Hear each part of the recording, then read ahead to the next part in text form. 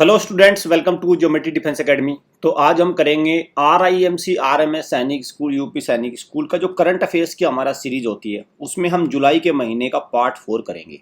एक पार्ट में मैं hardly 10 to 15 current affairs cover करता हूं। ऐसा नहीं है कि बंच ऑफ करंट अफेयर्स आपको प्रोवाइड कर दिया, क्वेश्चन एक उसमें से आए ना तो उसका कोई फ़ायदा नहीं है।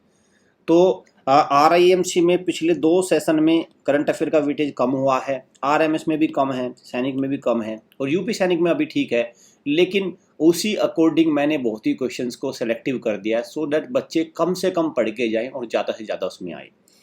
अगर आप देखें तो एक महीने में या एक सप्ताह में हज़ारों करंट अफेयर्स बनाए जा सकते हैं, बट क्या वे एग्ज़ाम में आए, क्या उनमें से क्वेश्चन एग्ज़ाम में पूछा जा रहा है, ये इंपॉर्टेंट है।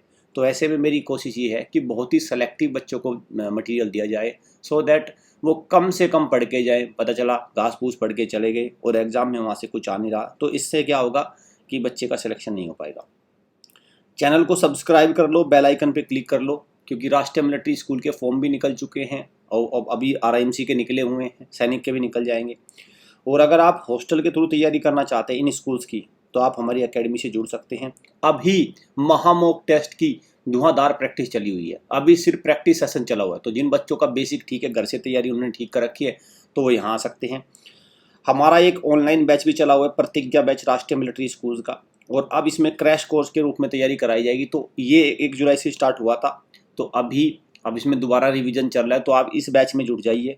और यहाँ पे क्या होगा भी, आपकी प्रॉपर तैयारी हो जाएगी। ऑनलाइन बैच है, इसमें ऑनलाइन में क्या होता है भाई, टीचर आपके सामने लाइव होता है, आप अपने डाउट पूछ सकते हैं सीधा फेस टू फेस, आपका मोबाइल लैपटॉप कंप्यूटर जो भी है उससे। पर हर बैच हमारा RIMC के लिए चला हुआ है, जो टफ लेवल है RIMC का, उसके अकॉर्डिंग इसमें तैयारी कराई जा रही है। चलिए आज का क्वेश्चन नंबर 1 देखते हैं। Who is the union minister for sports and youth affairs? जुलाई 2023 की बात कर रहा हूं, तो कैबिनेट मिनिस्टर से क्वेश्चन आ जाता है। देखो जो यहाँ पे कौन है भाई, ministry of sports and youth affair कौन है? अनुराग ठाकुर। देखिए जो गवर्नमेंट है, गवर्नमेंट के 3 ऑर्गन होते हैं, वन इज एग्जीक्यूटिव, लेजिस्लेचर और तीसरा जुडिशरी। ठीक, जो ये यूनियन कैबिनेट मिनिस्टर्स होते हैं, ये सारे एग्जीक्यूटिव का पार्ट होते हैं। हमारे प्राइम मिनिस्टर, एक cabinet ministers, chief minister, governor, president, vice, ये सारे किसका भाग है? ये एग्जीक्यूटिव का भाग है। ठीक, तो अनुराग ठाकुर है कौन? Union minister for sports and youth affairs. ये भी इंपॉर्टेंट है, external affair minister, external affair minister, विदेश मंत्री। क्लियर, ये हो गए। धर्मेंद्र प्रधान, धर्मेंद्र प्रधान कौन है भाई? आपका education minister, education minister. Rajyavardhan Singh Rathore पहले खेल मंत्री थे, अब तो नहीं, अब तो ये क्या है? सिर्फ मात्र एक सांसद है। सांसद है राजस्थान से, सांसद। और सांसद किसका हिस्सा होते हैं? सांसद होते हैं लेजिस्लेचर का हिस्सा। आपका जो कानून बनाता है, वो जो पार्लियामेंट का वो हिस्सा, गवर्नमेंट का वो हिस्सा जो कानून बनाता है, तो ये कौन है? सांसद। जितने भी सांसद है, विधायक है, वो कौन है? वो क्या है? वो लेजिस्लेचर का हिस्सा है। चलिए, तो D is the right answer. Who has been conferred with the Lokmanya Tilak national award 2023? तो किसको दिया गया? अपोजिशन पार्टी में, जहां एक तरफ इंडिया गठबंधन बन गया, एक NDA, तो इंडिया गठबंधन के पार्ट है, उन्होंने दिया है वो प्रधानमंत्री को। किसको? नरेंद्र मोदी को दिया। किसने? शरद पवार ने दिया है, शरद पवार। हालांकि शरद पवार की जो पार्टी है वो भी टूट चुकी है, NCP जो पार्टी है वो भी 2 गुट में बट चुकी है। चलिए, तो राइट आंसर क्या है? नरेंद्र मोदी ना। और ये लोकमान्य, हाँ ये भी क्वेश्चन है भी, लोकमान्य, लोकमान्य किसको बोलते थे? बाल गंगाधर तिलक, बाल गंगाधर तिलक को बोलते थे लोकमान्य। ठीक है, और इन्होंने एक फेमस नारा दिया था, एक स्लोगन दिया था फेमस, फ्रीडम, बहुत इंपॉर्टेंट है भाई, freedom is my birth right and I shall have it. ठीक, ये इन्होंने दिया था 1916 में बेलगांव में, बेलगांव, और बेलगांव सैनिक स्कूल भी है, मिलिट्री स्कूल, सॉरी, बेलगांव में कौन है? 1916 में बेलगांव में दिया था, और कर्नाटक में बेलगांव में राष्ट्रीय मिलिट्री स्कूल भी तो है, RMS भी तो वहीं पे है। क्लियर, चले नेक्स्ट क्वेश्चन की तरफ बढ़ते हैं। सी इज द राइट आंसर। कौन से नंबर के प्राइम मिनिस्टर है? प्रधानमंत्री 14वें नंबर के PM है भैया, 14th PM है भारत के। ठीक है, 14वें नंबर के प्राइम मिनिस्टर हैं। और ये कौन सी नंबर की लोकसभा है? ये 17वें नंबर की लोकसभा चल रही है। अभी 2024 में 18वीं लोकसभा के इलेक्शन होने वाले हैं। चलिए, FAME scheme is related to which field? तो एक स्कीम है फेम, इसका किस सेक्टर से रिलेट करती है? तो ये है आपका इलेक्ट्रॉनिक व्हीकल्स। इलेक्ट्रॉनिक व्हीकल्स क्या है फुल फॉर्म?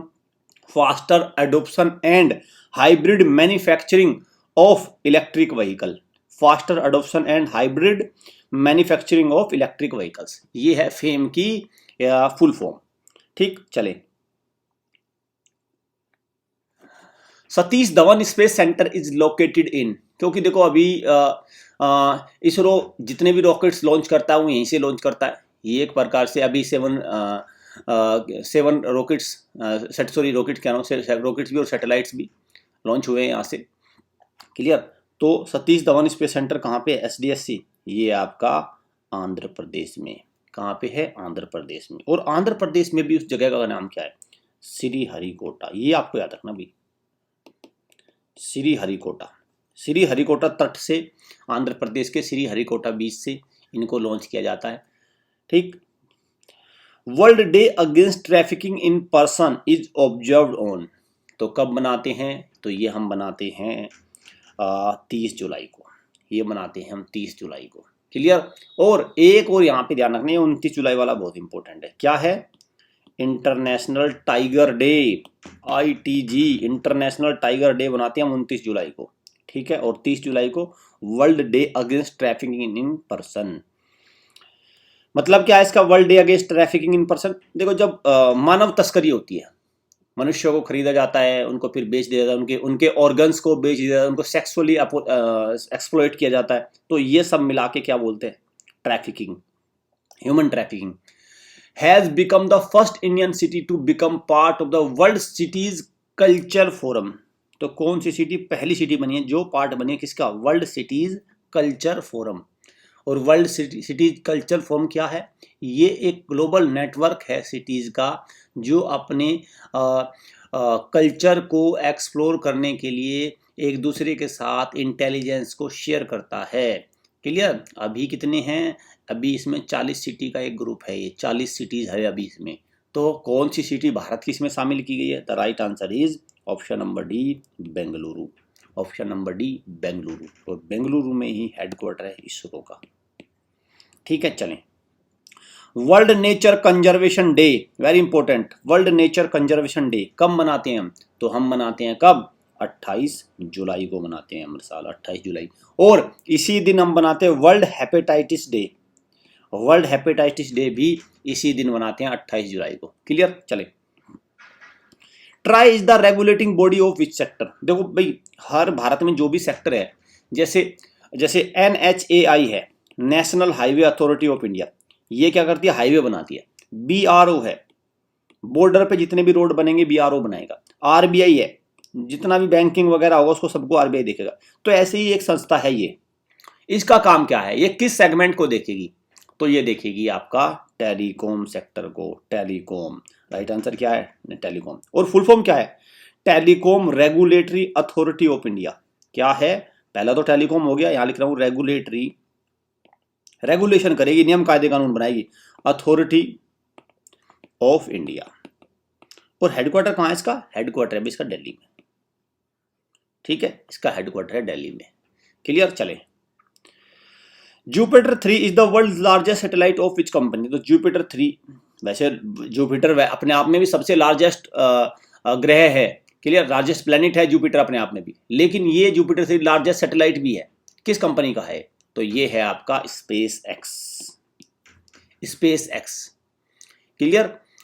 और चलिए, इसरो तो भारत का हो गया, नासा अमेरिका का, यूरोपियन स्पेस एजेंसी हो गया। Kargil Vijay Diwas is observed every year on 26 July to honour India's victory over. तो 26 जुलाई को हम मनाते हैं। क्लियर? तो 26 जुलाई को भारत ने विजय हासिल करी थी 1999 में, 26 जुलाई 1999। क्लियर? 26 जुलाई। कैप्टन विक्रम बत्रा, ठीक है, उनको परमवीर भी मिला था ना, कैप्टन विक्रम बत्रा। दिल मांगे मोर वाली वो बात है। और तो ये किसके ऊपर विक्ट्री हासिल करी थी? तो राइट आंसर क्या है भाई आपका? ये राइट आंसर है आपका पाकिस्तान। क्लियर? राइट आंसर क्या है? पाकिस्तान। नेक्स्ट क्वेश्चन की तरफ चलते हैं।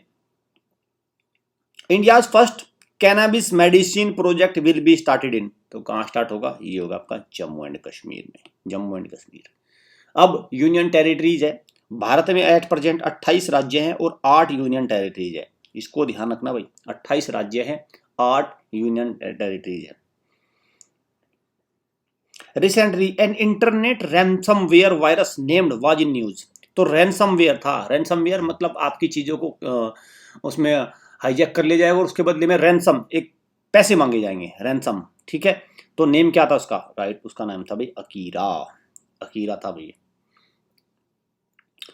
तो आप देखेंगे मैंने बहुत ही सिलेक्टिव क्वेश्चंस आपको कराए हैं, बहुत ज़्यादा मैंने क्वेश्चंस नहीं कराए, बहुत ही सिलेक्टिव क्वेश्चंस है बिल्कुल एकदम। तो अगर आप हॉस्टल के थ्रू तैयारी करना चाहते हैं, लाइव तैयारी करना चाहते हैं, इन स्कूल्स की हम तैयारी कराते हैं अकेडमी में। अभी प्रैक्टिस का सेशन चला हुआ है, सेशन हर साल मार्च से चलता है, मार्च से हमारा सेशन शुरू होता है और दिसंबर में फिनिश होता है, दिसंबर जनवरी ये सेशन का टाइम होता है। तो अभी आप मिड सेशन में अगर आप ओनली प्रैक्टिस करना चाहते हैं तो आप हमारे अकेडमी को ज्वाइन कर सकते हैं। बेस्ट एजुकेशन आपको मिलेगी, इस बात के मैं आपको वचन देता हूँ। चलिए, ये हमारे नंबर्स है। चैनल को सब्सक्राइब जरूर कर लो, बेल आइकन पे क्लिक कर लो, अच्छे से इसको रिवाइज करके जाना। बहुत ही कम क्वेश्चन मैंने कवर किए हैं, सो दैट आपकी अच्छे से तैयारी हो।